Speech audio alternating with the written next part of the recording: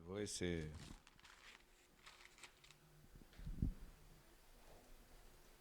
nous avons besoin de garder la foi jusqu'au bout. Comme dit ce chant, même si on ne le voit pas, même si on ne le sent pas, mais Dieu travaille. Et Jésus a dit, si le Père travaille, moi aussi je travaille.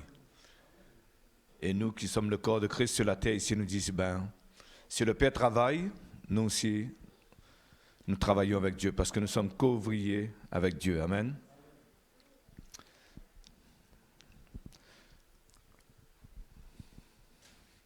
C'est vrai que nous traversons peut-être tous des épreuves. Nous passons tous des fois par des moments difficiles, pour d'autres des moments bien. Mais comme nous disons souvent que quand un souffre, tout le monde souffre. Quand un est dans la joie, tout le monde est dans la joie. Si nous souffrons ensemble, nous nous réjouirons ensemble aussi. Et c'est vrai que chacun d'entre nous, c'est vrai que nous avons notre montagne à conquérir. Je ne connais pas quelle est ta montagne, mais chacun d'entre nous a sa propre montagne à conquérir, a son propre combat. Et c'est vrai que nous ne pouvons pas des fois comparer notre combat avec le combat d'un autre, mais chacun aura sa montagne à conquérir de toute façon. Hein? Si nous voulons notre montagne, c'est à nous de prendre notre montagne. Amen. Hein, comme Caleb a dit, donne-moi mon épée, moi je veux cet endroit, je veux cette montagne, et je veux prendre cette montagne pour moi. Alors, c'est pour ça que c'est vrai que des fois nos ennemis peuvent être différents, mais nous savons que toute bataille est gagnable et que rien ne peut faire peur à Dieu ou terrasser Dieu, parce qu'il a vaincu toutes choses. Jésus nous l'a prouvé, que même la mort n'a pu le retenir. C'est pour cela que je vais vous encourager ce matin, Église, à grandir, à aller de l'avant. Vous savez, quand nous chantons, quand nous sommes dans la louange de cette manière, l'enfer doit comment dire ça, doit être en dépression. Parce qu'il doit dire avec tous les attaques que je les envoie, parce que vous savez, c'est un peu comme Job, il était attaqué, et puis même sa femme dit, maudit Dieu. Tu vois pas tout ce qui nous arrive là, maudit Dieu. Et l'enfer, ce qu'il désire, en fait. Et ça aussi, c'est le test pour nous. Et ce matin, quand je chantais, quand je poussais de la louange, ce que je disais au diable, je dis, quoi que tu peux faire, quoi que tu peux, toutes tes flèches enflammées que tu peux envoyer, mais rien n'arrêtera ma foi, rien, et je confesserai toujours.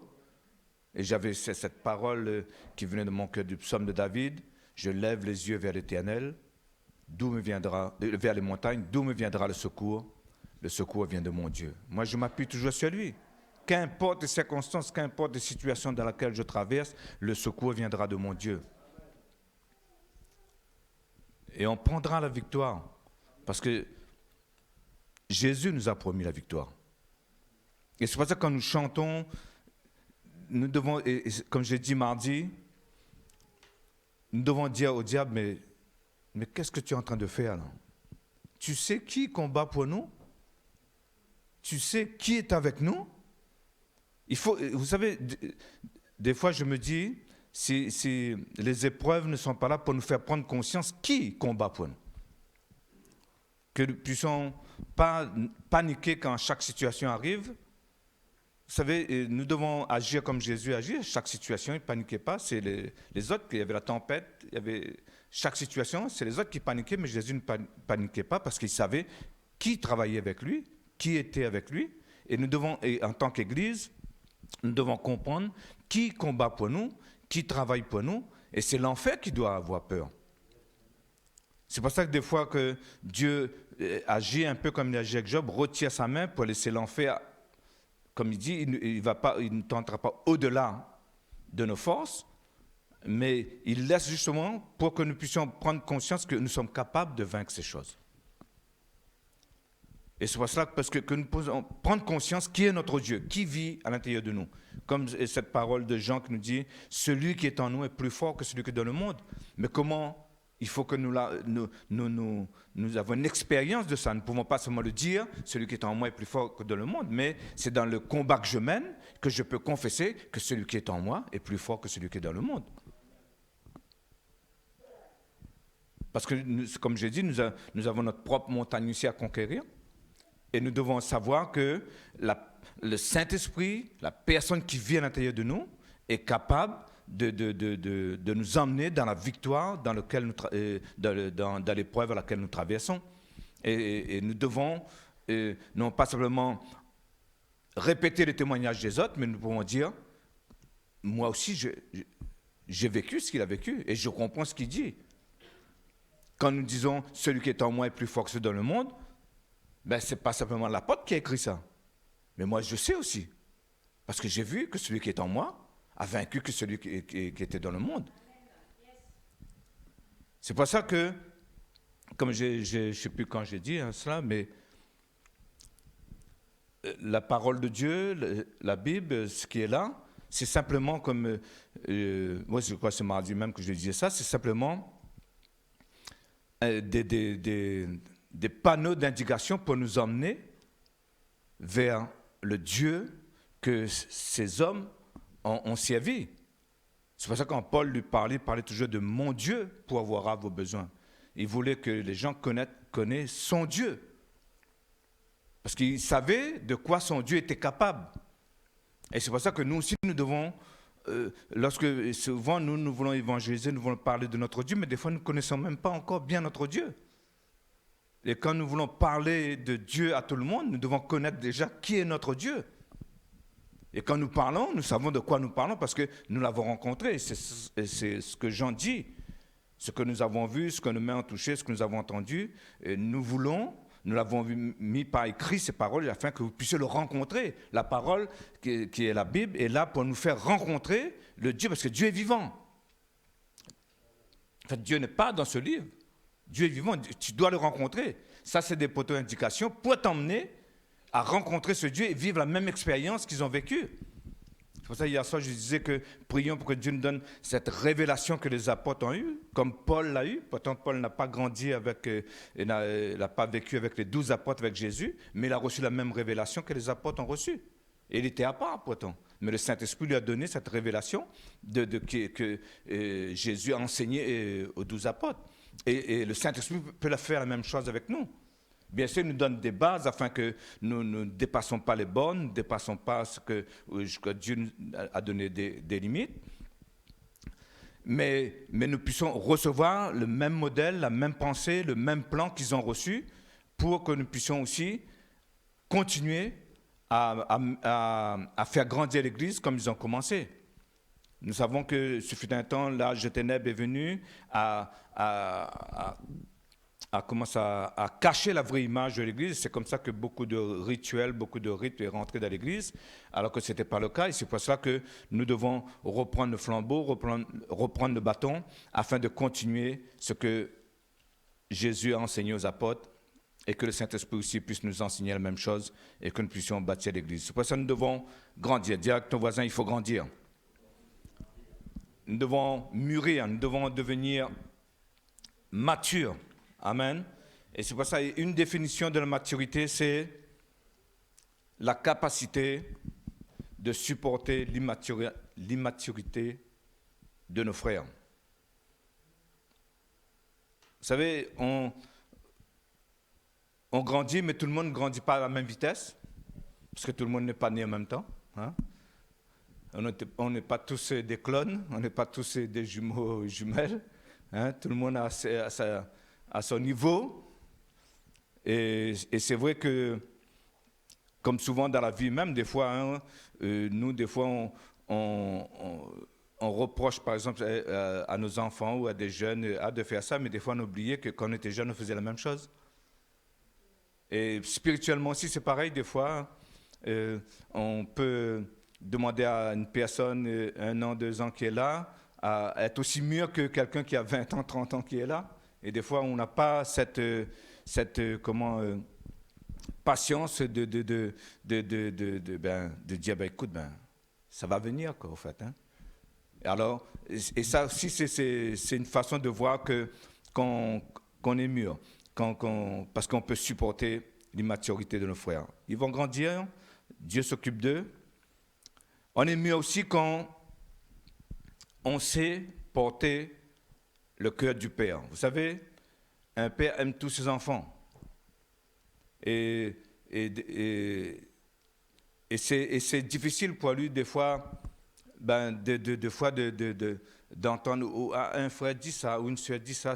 Il peut pas, c'est difficile de prendre des intérêts de qui que ce soit, parce que c'est tous ses enfants. Et c'est pour ça que nous connaissons cette histoire. Les frères de Jacob, lorsqu'ils ont vendu Joseph, Jacob était triste. Pourquoi? Parce que les frères de Joseph n'étaient pas mûrs, étaient encore immatures. Et c'est pour ça que nous devons apprendre aussi à porter le cœur du Père. Parce que moi, personnellement, je ne peux pas prendre intérêt de un plus que l'autre, intérêt de un plus que l'autre, parce que je connais la maturité aussi de chacun. Et je connais aussi où il en est. C'est vrai qu'il y a des fois on peut dire, vous savez, c'est comme les enfants dans la maison, hein, des fois on dit, ah ben pourquoi lui fait pas moi et tout, ben il a 20 ans, toi l'autre a 4 ans, c'est différent en fait, hein, on peut pas juger sur le même niveau. Vous savez, l'Église, nous sommes appelés à vivre ensemble, à travailler ensemble. Et c'est pour ça que nous devons connaître le mandat que Dieu nous a donné et suivre ce mandat. Vous savez, Dieu nous a donné une vision, Dieu nous a donné un endroit où nous devons y aller. On va quelque part, je dois vous emmener quelque part, ça c'est ma responsabilité. Et vous savez, un jour, j'aurai des comptes à rendre là-dessus. Parce que Dieu me dira, vous savez, si je ne vous mène pas là où Dieu me demande de vous emmener, j'aurai des comptes à rendre là-dessus. Et c'est pour ça que mon travail, c'est de prendre le chemin que Dieu me demande de prendre. Et ça, je ne peux pas aussi faire autrement. C'est pour ça que ces derniers temps, je vous dis, fais-moi confiance. Parce que je dois prendre un chemin. Des fois, même, comme je vous dis, des fois, Dieu, au dernier moment, dit tourne à droite. Je tourne à droite et je fais confiance à Dieu. Et vous savez, comme je dis souvent, des fois, c'est quand tu fais le pas que Dieu te demande, c'est là que tu vois la chose aussi. Des fois, tu n'as pas vu avant, mais quand tu obéis, tu vois la chose pourquoi Dieu t'a dit de tourner à droite, quoi, en fait. Hein. Si Dieu dit écarte d'un pas, et puis tu le fais, et puis tout d'un coup, tu vois un truc qui passe à côté de toi, tu dis, ah ben merci Seigneur, heureusement je me suis écarté d'un pas. Moi, je n'ai pas vu la chose arriver, mais Dieu lui savait. Et des fois, c'est ça, des fois, avec Dieu, comme ça, il travaille avec nous.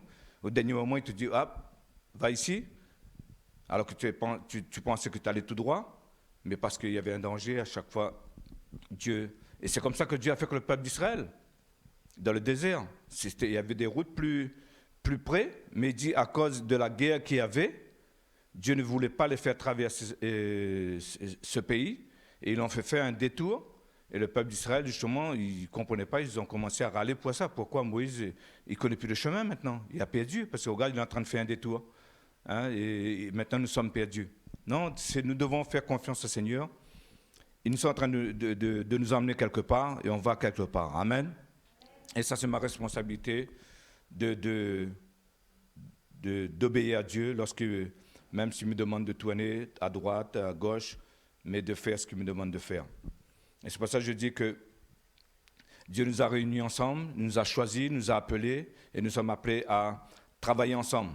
Et c'est pour ça que quand vous venez ici, quand vous êtes dans la maison de Dieu, lorsque vous écoutez un message de Dieu, ne le prenez pas d'une manière individuelle, mais écoute le message d'une manière corporelle. C'est parce que le message n'est pas pour nous personnellement, mais nous devons écouter le message d'une manière que c'est le corps entier qui va travailler. Vous savez, nous devons reconnaître la grâce que Dieu a mise sur chacun d'entre nous. Chacun d'entre nous a reçu quelque chose. Nous sommes cette pierre que Dieu a taillée, qui a préparée pour assembler, pour former son temple, afin que Dieu vienne. Chacun d'entre nous a été taillé d'une telle manière qu'il doit emboîter à tel endroit. Et c'est pour ça que nous devons reconnaître la grâce que Dieu a mise sur chacun d'entre nous. Nous ne pouvons pas demander à tout le monde d'être comme nous-mêmes, mais Dieu a accordé sa grâce à chacun d'entre nous et nous devons reconnaître cela dans la vie de chacun de nos frères et sœurs. Vous savez, quand Pierre a annoncé le message pour la première fois à l'église, qu'est-ce qu'il a dit? Il a dit il a pris ce passage de David, il dit, le Seigneur a dit à mon Seigneur, assis-toi à ma droite, jusqu'à ce que je fasse de tes ennemis ton marchepied. Pierre dit, c'est Jésus que vous avez crucifié, Dieu l'a élevé, Dieu l'a exalté, et Dieu l'a fait asseoir à sa droite, et il a dit, assis-toi à ma droite, jusqu'à ce que tous tes ennemis soient sous tes pieds. Vous savez, quand l'Église, ils ont entendu ça, ils n'ont pas pris ce message comme un message personnel. Ils ont dit, ah ben ça c'est le message. Le message que les apôtres disent, ça aussi c'est notre message. Nous allons aussi nous associer, nous assembler, afin de porter ce message-là aussi. Afin de quoi? D'emmener tous les ennemis de Jésus sous ses pieds. Et comme on disait hier soir, c'est vrai que sous les pieds de Jésus, c'est vraiment une prison haute sécurité. Parce que, et c'est ça que l'Église ne fait pas, des fois, souvent, hein, comme Daniel Esther disait cela, c'est que les ennemis que nous affrontons, nous l'affrontons, nous le chassons, et puis nous l'oublions.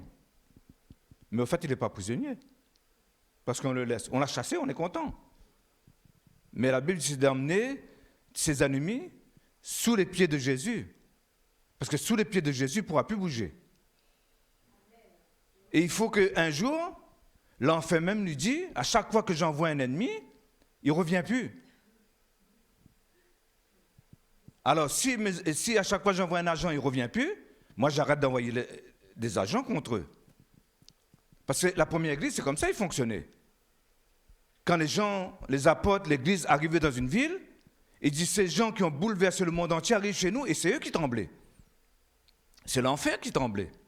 Et c'est pour ça que, lorsque nous amenons l'ennemi de la maladie, mettons sous le pied de Jésus. Pourquoi on va dire maladie s'en va? Il attend un moment favorable pour retourner après. Non, on va dire maladie maintenant, tu as été vaincu. Par ce meurtricier, je suis guéri. Il envoie sa parole me guérit. Maintenant, tu es prisonnier et je te mets sous les pieds de Jésus. Et sous les pieds de Jésus, il ne va plus bouger.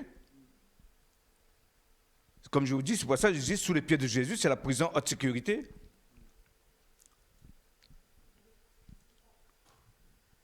Alors c'est pour ça que c'est très important pour nous de comprendre le mandat. Nous devons nous unir pour ce mandat.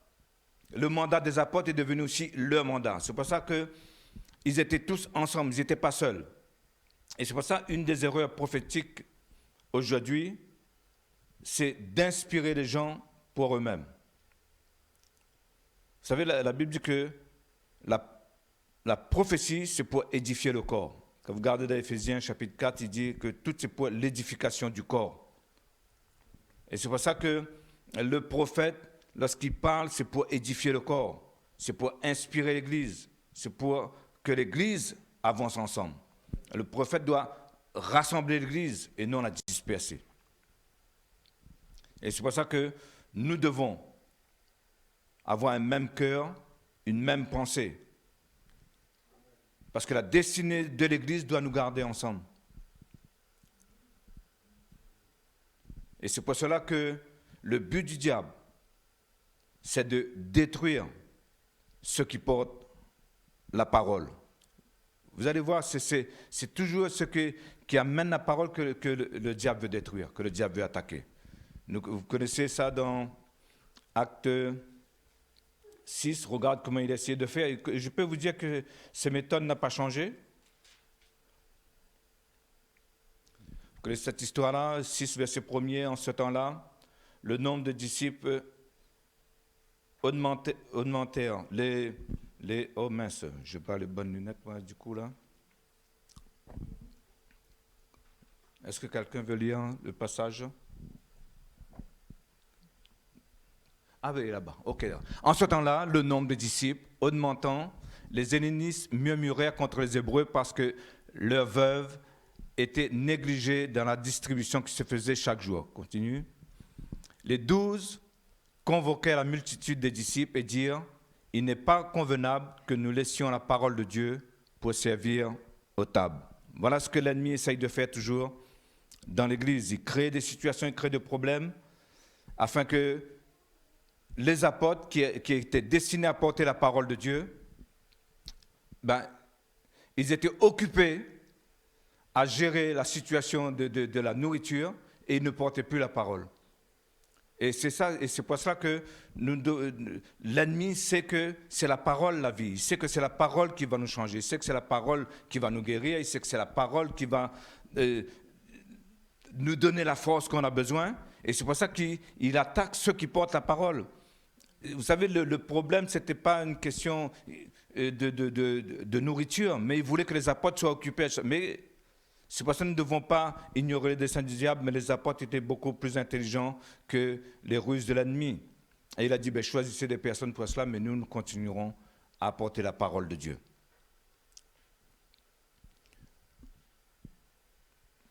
Quand nous voyons cette parole, c'était quoi le défi ici? Pourquoi Pierre et les 12 les ont rassemblés? Parce qu'ils voulaient faire pression sur les apôtres pour que la parole arrête de grandir.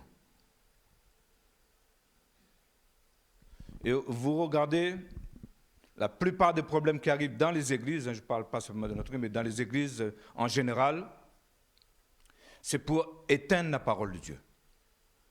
Et souvent, quand on voit un besoin, on change de message à cause du besoin.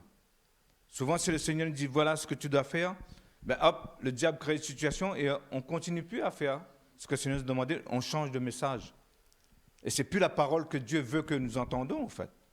Parce que nous sommes là au besoin. Mais eux, ils savaient le mandat qu'ils avaient reçu, ils savaient qu'est-ce qu'ils devaient faire, que d'emmener tous les ennemis de Jésus sous ses pieds, et ils continuaient leur travail. C'est pour ça que nous devons rester vigilants.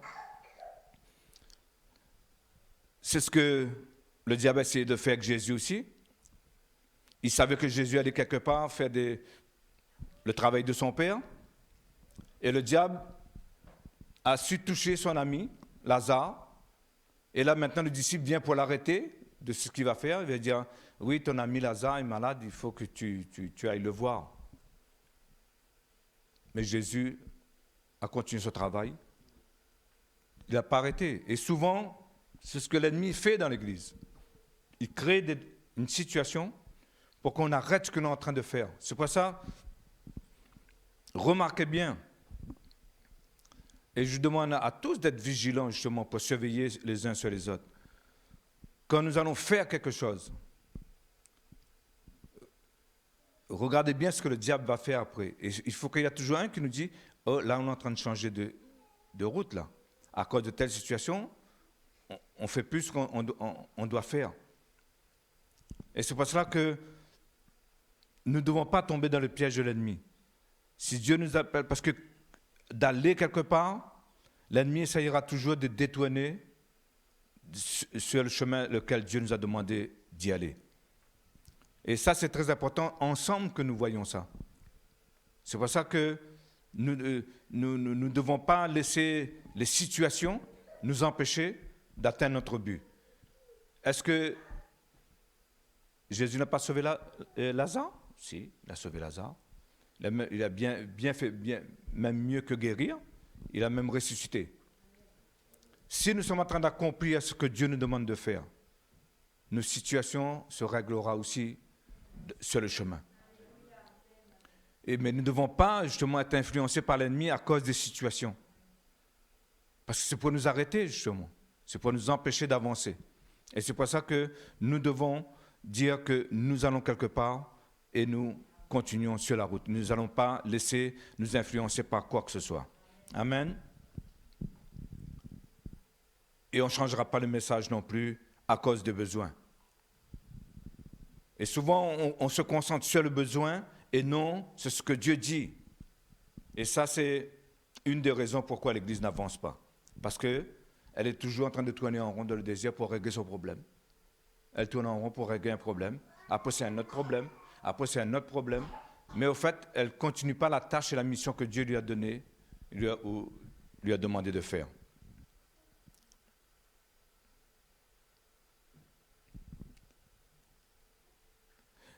Quand vous regardez chaque situation, dans votre vie, dans la vie personnelle de chacun d'entre nous, la première chose qui est négligée, c'est l'Église. Et c'est pour ça que je dis, je crois que j'ai déjà parlé de ça une fois, je dis, calquez votre agenda sur l'agenda de Dieu. Mais souvent, nous, on a notre propre agenda et on essaie de mettre Dieu dans notre agenda, là où on peut le caser. Là où il y a une case vide, ah Seigneur, là je peux pour toi. Ah là je peux pour toi. Ah là je peux pour toi. Là je trouve un trou pour te recevoir, Seigneur. Je peux prendre un rendez-vous avec toi là, tel jour, tel jour. Mais vous savez, Jésus a dit, ne m'appelez pas Seigneur si vous ne faites pas ce que je dis.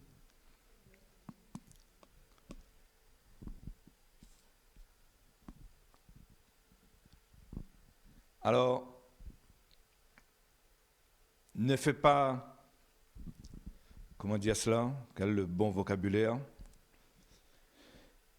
ne prenez pas l'Église ou Dieu simplement pour une route de secours. Parce que souvent, des fois aussi, c'est quand on a des gros problèmes, on jeûne plus et on prie plus.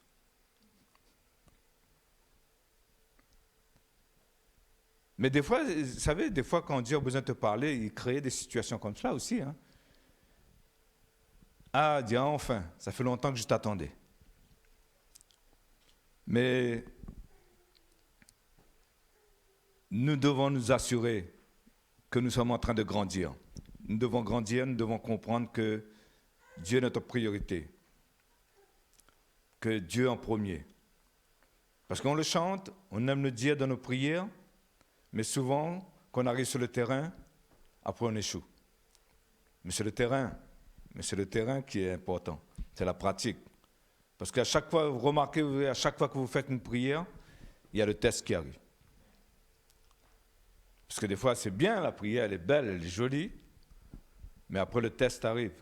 Et là, on va voir si vraiment ton cœur est associé à ta prière. Et mon travail, justement, c'est de m'assurer que vous grandissez. Il faut que nous devenions matures. Sinon, on ne pourra pas vivre ensemble et l'Église ne sera pas construite comme Dieu le veut. Dieu veut que vous soyez des personnes qu'il peut instruire. Qui peut dire, j'ai besoin de toi aujourd'hui, je suis là, Seigneur. J'ai besoin de quelqu'un pour là-bas, ok, Seigneur, j'y vais. C'est ça quand Jésus est Seigneur. Quand il dit, ok Seigneur, je le fais. Vous savez, quand je suis en train de préparer ce message, et ça m'a beaucoup interpellé, quand Dieu va témoigner sur vous, comme il a fait pour Job, vous savez de quoi il va parler? Il ne va pas parler que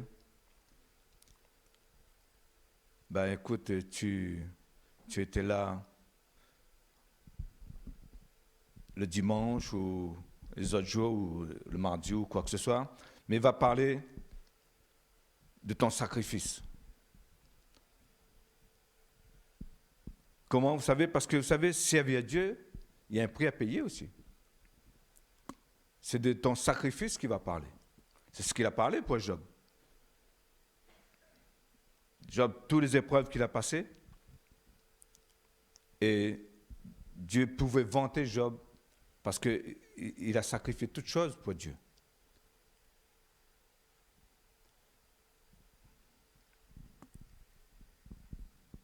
Alors c'est pour cela que ne croyez pas que servir Dieu, c'est gratuit. Travailler pour Dieu, c'est gratuit. Il y a un prix à payer. Il y a un prix à payer. Le salut est gratuit, j'aime dire ça souvent, mais suivre Jésus, il y a un prix à payer.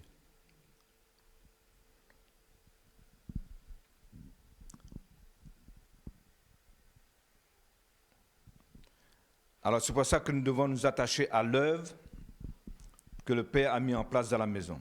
Nous devons travailler avec lui, être partenariat avec lui. Son combat doit devenir aussi ton combat. C'est pour ça que quand tu sais que on sort pour aller sur le champ de bataille, ben tu es avec lui aussi. On est là pour construire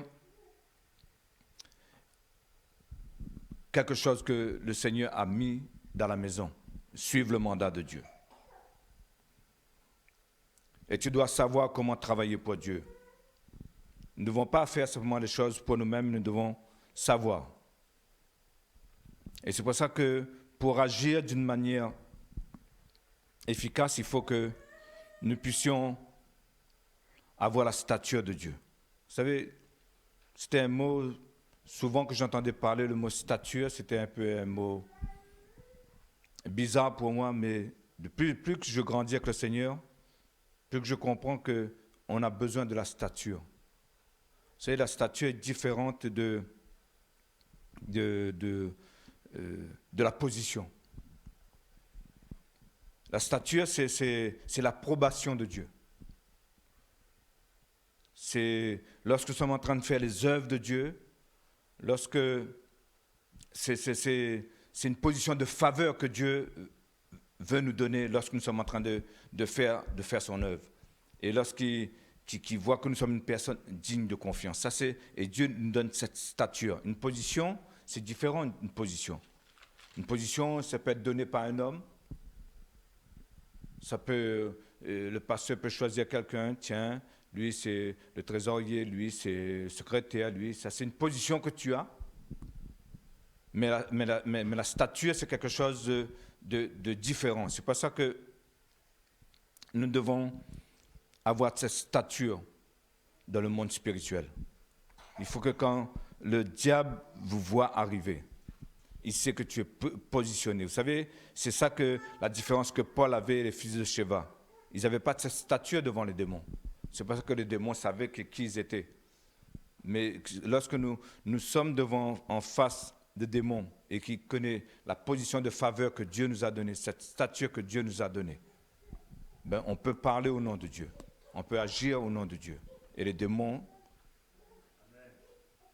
on ne veut plus que les démons fuient maintenant. On veut que les démons soient sous les pieds de Jésus, dans la prison haute sécurité, afin qu'ils ne sortent plus. Et je dis, et vous savez, je ne sais pas ce que je dis, c'est ma pensée ou c'est la pensée du Seigneur, mais je peux vous dire que le démon, que Satan, à un moment donné, il arrêtera d'envoyer des démons contre nous. Parce qu'il va perdre trop. Parce que, vous savez ça, vous envoyez, il ne revient plus. Vous envoyez, il ne revient plus. Il dit, oh là là, là c'est mon armée qui est en train de vider là. Là, on est en train de voir, il est où? Sous les pieds de Jésus. Comment ça se fait? Il est rentré, un tel? Non, il n'est pas rentré. Il est où? Sous les pieds de Jésus. Ah, j'ai envoyé ça, j'ai envoyé la maladie contre lui. Il est où? Dans la prison en sécurité. Sous les pieds de Jésus. À un moment donné, il dit, écoute, non, ça c'est une église, il ne faut pas attaquer ça. Ça c'est une église, non, mais il capture tous mes bons soldats, quoi. Moi, je vois ça comme ça. Je ne sais pas si c'est une pensée du Seigneur ou quoi que ce soit, mais c'est comme ça qu'on doit agir. Parce que c'est ça l'église victorieuse, l'église puissante. C'est comme ça, parce qu'en fait, rien ne peut les arrêter. Même pas l'enfer. C'est ça l'église qui repousse les portes de l'enfer, quoi. Soit le démon, quand il nous voit arriver, dit non, non, il faut qu'on sauve parce qu'on va être sous les pieds de Jésus. Alors, il vaut mieux qu'on sauve, il vaut mieux qu'on s'en aille, parce que si cette église arrive là, et c'est ce qu'il disait, voici les gens qui ont bouleversé le monde entier arrivent dans notre ville maintenant, et ils vont mettre encore aussi du désordre pour eux, mais de l'ordre pour nous. Amen. Alors, c'est pour ça, église, rentrons dans cette maturité que le Seigneur veut nous donner. Ayez, comme je vous dis, si vous devez garder ça, et essayez d'écouter le message d'une manière corporelle, mais non pas individuelle, afin que vraiment nous puissions prendre le mandat que Dieu a donné à l'Église et aller. Vous savez, quand l'histoire de Joseph, Barnabas et Saphira et Ananias, c'est une question de mandat. Si nous, on croit que c'est une question d'argent qui parle, mais ce n'est pas une question d'argent, c'est une histoire d'approbation aussi. Ils ont vu que Barnabas avait la faveur des apôtres parce qu'il a donné de l'argent, et Saphira et Ananias ont voulu. Pourquoi ils ont donné de l'argent? Parce qu'ils ont compris que le mandat des apôtres avait besoin d'un soutien. Et ils soutenaient le mandat. Et c'est pour ça que Barnabas a donné tout pour soutenir le message que Pierre venait d'annoncer. Il dit, écoute, voilà, on a besoin des finances pour aller partout prêcher cette bonne nouvelle dans le monde entier. Et il soutenait.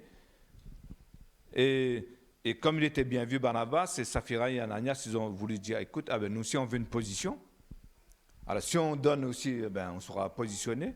Mais vous savez, n'agissons pas comme cela. Vous savez, nous devons vraiment, si Dieu nous met à cœur de soutenir le mandat que Dieu nous donne, faisons comme Dieu nous demande. C'est pour ça que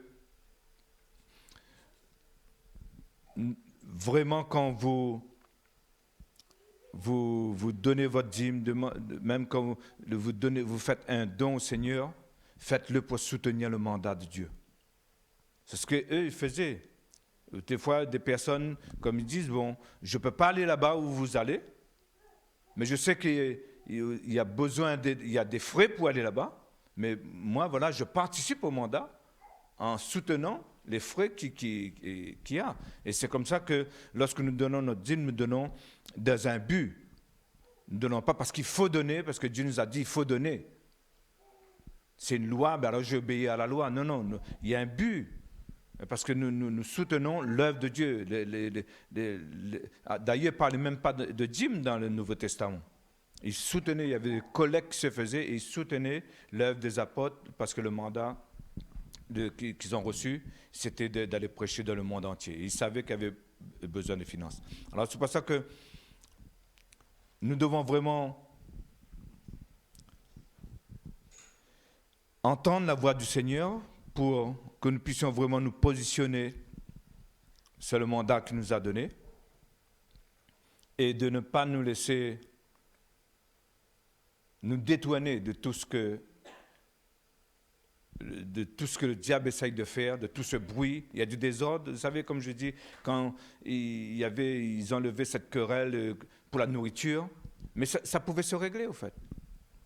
Mais que vraiment, nous ne puissions pas arrêter ce que Dieu nous demande de faire pour occuper de cette situation. Ça va se faire.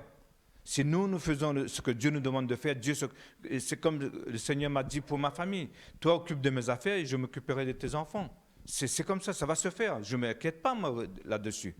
Je fais toujours ce que Dieu me demande de faire et je ne m'inquiète pas pour mes enfants. Parce que Dieu m'a promis cela. Ça, c'est une promesse.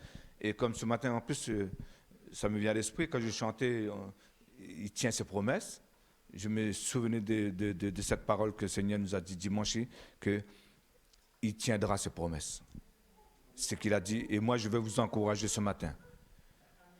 Les promesses que Dieu a faites sur votre vie, il le tiendra. Il accomplira. Dieu n'est pas un homme pour mentir. Je ne sais pas quand, mais il a dit qu'il va accomplir ses promesses. Alors, relisez les promesses que Dieu a faites pour vous. Dieu va accomplir ses promesses. Nous, faisons ce qu'il nous demande de faire. Et quand nous avançons, nous verrons justement les promesses de Dieu. Des fois, il y a des choses que Dieu a réalisées dans ma vie, je n'ai même pas vues. C'est après, je regarde et me dis, ah ben ça s'est accompli au fait. Je ne me suis même pas aperçu que des choses que Dieu avait promis, ça s'était déjà accompli. Parce que pendant que nous travaillons, ben, Dieu travaille aussi. Ce que Dieu nous a promis est en train de nous d'accomplir aussi dans nos vies. Mais nous devons faire ce pas d'obéissance, ce pas de foi, d'avancer quand Dieu nous demande d'avancer, d'arrêter quand il nous demande d'arrêter, de tourner à droite quand il nous demande de tourner à droite. Amen. Amen. J'ai envie de vous dire que Dieu est bon. Qu'importe les situations que vous traversez, Dieu est bon. Dieu voit par laquelle nous traversons. Et Dieu est en train de dire à l'enfer, dit, tu vois mon serviteur, comme il a dit avec Job, tu l'attaques, mais le dimanche, ils sont là toujours pour louer mon nom. Le dimanche, ils sont là toujours. Parce que nous avons décidé. Ah, ça, bon, hein, vous savez. Voilà. Hein? Ils sont, alors bon, ça veut dire, vous savez là, hein, vous rigolez, vous savez. Bon, ok. Hein? On va se lever. Amen. Mais je n'ai pas vraiment le vocabulaire, parce que le mot bon n'a même plus de sens, au fait. Mais pour vous dire que combien Dieu vous aime, quoi. J'étais dans la louange ce matin, c'est ce que j'entendais dans mon esprit. Combien Dieu nous aime. Combien Dieu nous aime. On ne peut pas mesurer l'amour de Dieu pour nous, en fait. Quand on dit que l'amour de Dieu est insondable, c'est vrai, on ne peut pas le sonder, au fait. Et je comprends Paul qui dit que ni la mort, ni la vie, ni les anges, ni quoi que ce soit ne peut nous séparer de l'amour de Dieu. Et c'est vrai, nous avons l'habitude de réciter des slogans des fois, hein, que Dieu a prouvé son amour envers nous en envoyant son Fils dans le monde mourir pour nous. Qui est capable de faire ça? Pour des gens qui ne pensent même pas à lui, pour des gens qui, bon, hein, mais Dieu a vu notre misère, Dieu a vu notre souffrance, et lui, il a pensé à nous. Il a dit, j'ai un moyen de les sortir de là. Et ce moyen, il a payé, lui. Hein. Il a payé. Il a donné ce qu'il avait de plus cher. Il dit, Pierre va nous dire que nous n'avons pas été rachetés ni par l'or, ni par l'argent, parce que ça aurait été facile pour Dieu, ça. S'il fallait payer l'enfer, il dit, écoute, libère tous les gens, je te donne de l'or, de l'argent, ça aurait été facile pour Dieu. Mais il a payé le prix fort, il a donné son Fils unique. Alors, c'est pour ça que quand nous disons ce slogan, prenons conscience de ce qui a pu se passer dans le cœur de Dieu à ce moment-là, comment Dieu a pu ressentir la chose et de quel amour Dieu nous a aimés. Quand on dit, car Dieu a tant aimé le monde, qu'il a donné son Fils unique, afin que quiconque croit en lui ne périsse point, mais qu'il ait la vie éternelle. Ça, c'est ce que Dieu veut pour nous, que nous ayons la vie éternelle. Dieu ne veut pas que tu meurs, Dieu veut que tu aies la vie. Amen.